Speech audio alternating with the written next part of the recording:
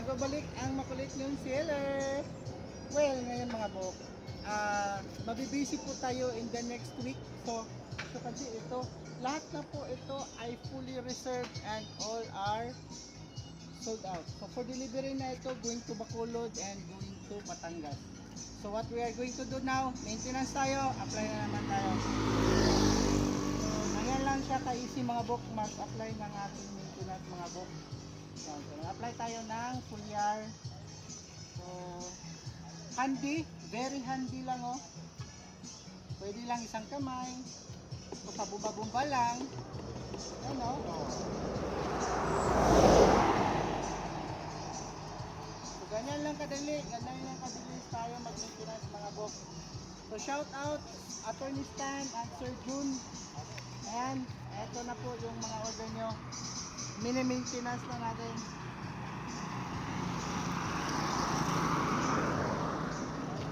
So make sure lang natin na walang makalitan. So isa-isahin lang natin.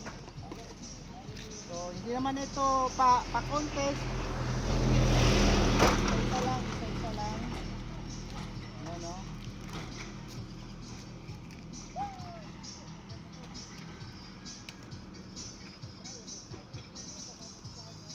So katanungan mga bok, when is the right time or best time to apply fertilizer?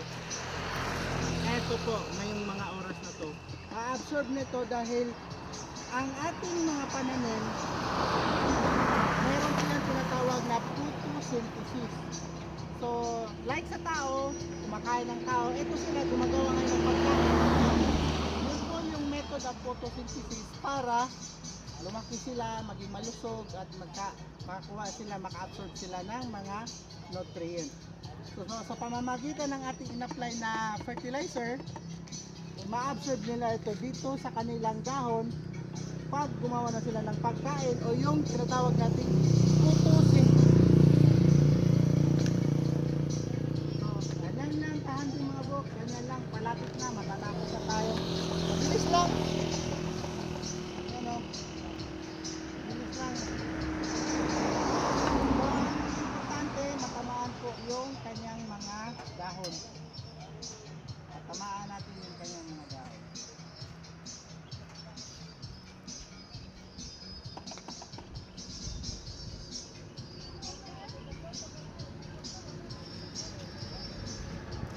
Wala na, patapos na tayo mga bok.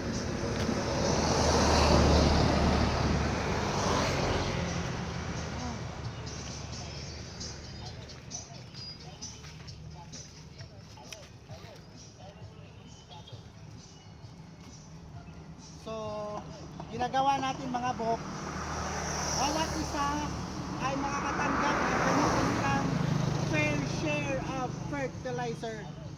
So, fair share sila mga bok. So, kailangan bawat isa ay makatanggap ng fertilizer. Ayan o. Wala na, tapos na tayo mga bok. So, kahit yung mga kasulok-sulukan sa ilalim, tinitira din natin. Ayan na, tapos na.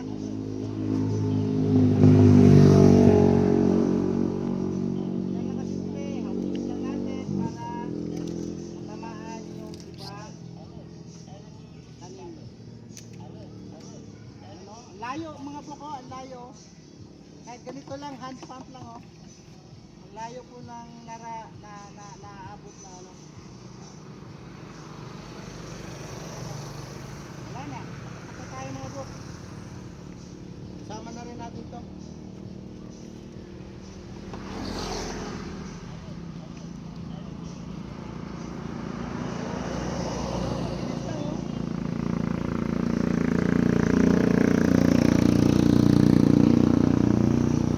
So ito naman, ito yung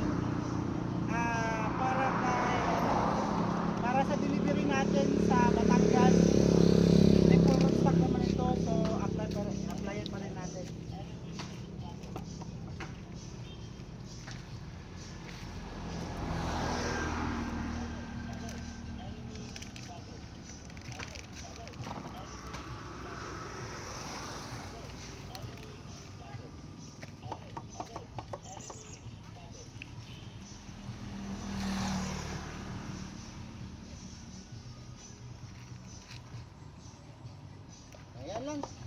Tapos na tayo mga bok. Oh. So, I believe natamaan ko ng lahat ng dahon, natamaan ko bawat puno.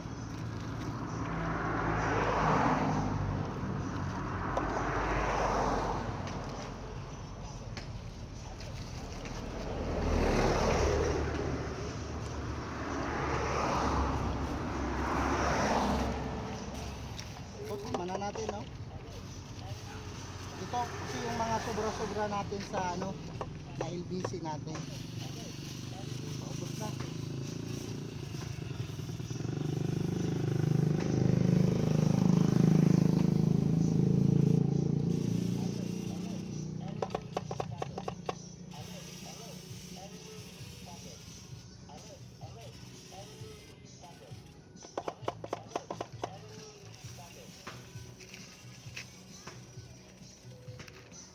Ano na?